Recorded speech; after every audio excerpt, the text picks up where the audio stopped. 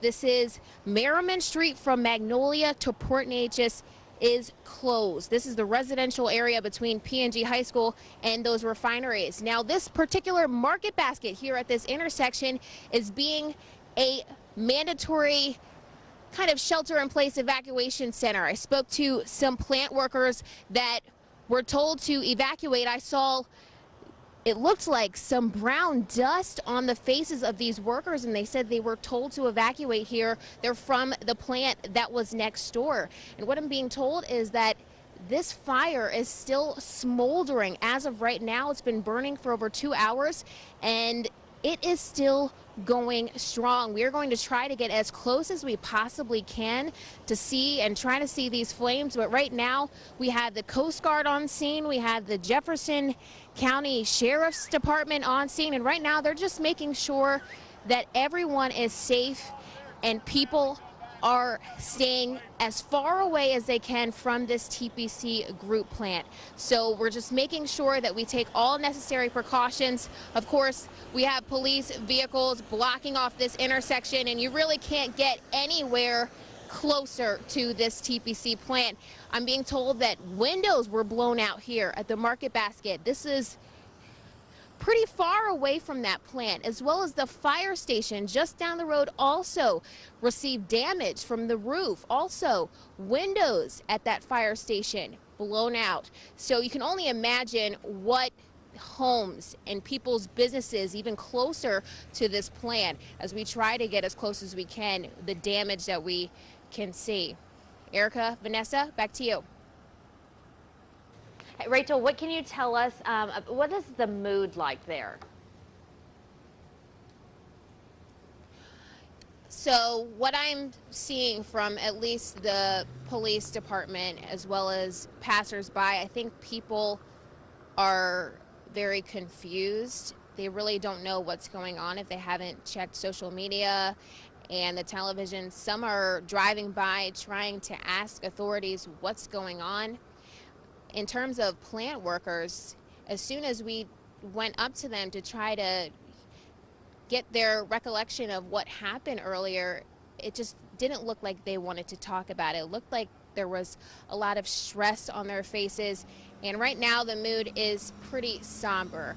Right now, I think everyone in this point is just in shock that this even happened to begin with. Thank you. And you mentioned that some of these workers are going to the market basket there. Are there multiple workers, a couple of workers? What are you seeing? So as soon as we arrived to the market basket, we saw about, I would say, 10 plant workers, not from the TPC plant. It was from, actually I have my notes here. It was from Lion Elastomers. It was a group of 10 workers from Lion Elastomers, that plant. They told me that their plant is located not far from the TPC Group Plant. When we arrived to this market basket here on Magnolia Avenue and Knoll Street, there was about 10 of them, along with other cars parked with individuals. So I would say a total of about 15 plant workers were stationed here at the market basket. You can still drive along Highway 365 from west to east. This is still open. As you can see, this truck driving by here, this part is still open. What's closed is this Highway 366, Magnolia Avenue is what is closed here, all the way down to Highway 136. Also, that residential area between Port Neches Groves High School and the refineries is in a shelter in place. So there's no way that anyone can travel through that area right now. That's Merriman Street from Magnolia to Port Neches Park. That is also closed. Just filling the sky with black. We're here on Merriman Street, and if I step out of the scene, you can see just how massive this fire is. We have viewers writing into us saying that yes, the wind is blowing and it's a good thing for first responders, but that smoke is blowing to the northwest on top of people's homes. They're saying that their homes are immersed in it. They're immersed in the black smoke. Now, in this particular area, we do have a shelter in place. Good morning, Vanessa and Tracy. We are right off of Merriman Street. This is right within the mandatory evacuation area. We're about a quarter a mile away from where this fire is still burning. We're going on hour almost 5 now. This fire has been burning for over 4 hours. And what's unbelievable when you look at this fire is the smoke, just how much black fills the air and is heading to the west. That wind is blowing that to the west. Right to the left of me is the library. And these businesses have been noticing a lot of damage. And as that sun starts to come up, we're going to notice a lot of cracked windows, doors destroyed. I've seen in a gas station windows cracked. And as you head out even closer to the plant, this whole area is completely blocked off now. We were talking about air quality a little bit earlier this morning. Now with that wind picking up a little bit out here, the smoke in terms of the smell has died down a little bit. I know we heard good news that the air quality is not really a concern for residents this morning. I think the biggest concern is the damage to the homes right now. And many families are still sheltering in place. Again, we still have that in place for Groves and Port Neches residents, and we will make sure that we update you in terms of the aftermath of this fire as it continues to blaze here in Port Neches. Live in Port Neches, Rachel Keller, 12 News. Yeah, Vanessa, Tracy, luckily you're right. The flames have gone down. We've been out here for a few hours now. And I guess as the sun starts to peek through, you can start to notice exactly what I'm talking about when I say the sky is filled with black. You can see the smoke and just how dark that is just escalating across. And luckily, as Jeff said, that wind is picking up here. So it's blowing that smoke out of the area. In this particular area, again, that shelter in place has been lifted. Good morning, Tracy and Jordan. As the sun starts to peak up a little bit, we can now assess some of the damage and what we're dealing with here and what Port Neches residents are coming back to after they evacuated. This is right across the street from the TPC plant here on Merriman Street. Roger Wallace has lived in this home for over 10 years. And as we take a look at what we're dealing with here, inside, you can see glass shattered across his living room. The windows, there were 2 windows. It looks like a total of 4, 2 on each side, completely blew out. You can literally look straight through. The window has blown, cracked windows. The blinds fell off of his windowsill here, just laying on the floor. He says even damage from the door in his laundry room inside of the home. There's just so much damage here. And Roger here evacuated this morning. Yes, right after 1 o'clock. Yes, we got out of here when it first went off. We loaded up and we got out of here. And when it started dying down is when I came back. Yeah. And you've been back for how long? Probably about 3 hours. Yeah.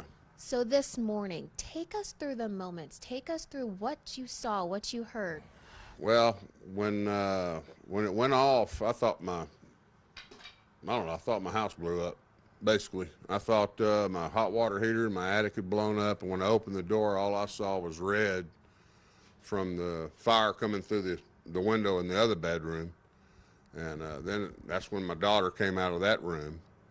And at that point, you know, I said, load up, you, Matt, and Emma, get out of here. And I was right behind them. And everybody else in the complex was doing the same thing. They were getting out of here. And what was your children's reaction to what happened this morning? Yeah, they were, I mean, everybody was, you know, was calm and got things together and got out of here. But it was pretty dicey there for a little bit. Yeah, wondering what was going on.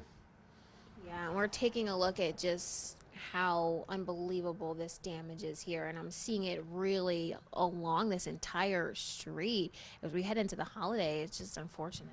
Yes, it is. Yes, it is. And I've talked to several friends of mine that live down the street there a little ways, and everybody's got some kind of damage. You know, it's you know, we live. This is where we live, and this is what we have to deal with sometimes. And you know, it's unfortunate that it's happened at any time, but you know, here at the holidays, it's you know, but we're going to pick up. We're going to be all right.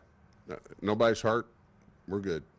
And, you know, that's the great thing about some of these residents that I've been talking to here in Port Neches. I'm hearing that, you know, repeated pattern of, you know, you look at all this damage and everything on the floor and having to throw out their belongings, but they all say the same thing. They're saying they're just so thankful that everyone's okay, their families are safe, and they were able to get out in time, and also that no one lost their life after what happened this morning. We heard multiple reports of folks hearing really loud explosions, and still this morning as we head into our 7 o'clock hour, still hearing some loud noises. So just a lot of folks here on this street as well in the surrounding areas are just thankful that everyone is safe. Live in Port Neches, Rachel Keller, 12 News. Rachel, I want to get you to do a little bit of a perspective for us. I understand are you at the townhomes on Merriman, where if your photographer spins around, we would literally see the other side of the smoke plume? Can you do that for us? Absolutely. This is literally right across the street from the plant that is still burning as we speak. So this is the type of damage that we're dealing with, being this close to the plant. I would say just a little bit past a quarter of a mile away from the smoke and the flames still burning. Can you imagine what these folks had to wake up to? A home right next to Mr. Wallace's, the door in the second floor is blown out, and he says that that was someone's bedroom. So someone was waking up this morning to an explosion and their bedroom door literally ripped off the hinges. Incredibly scary. And Rachel mentioned this. Thank you so much for that live look at the damage there.